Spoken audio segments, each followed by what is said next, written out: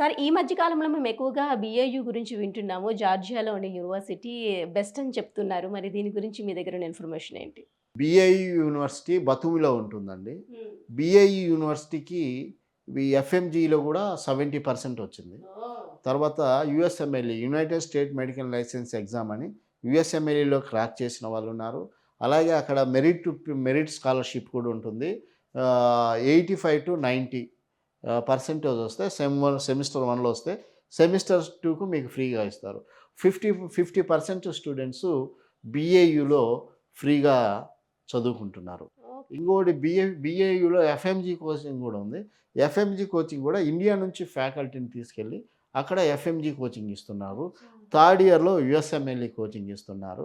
So, మీకు 5 years FMG అనేది మన ఇండియన్ ఫ్యాకల్టీ వారే ఉంటుంది.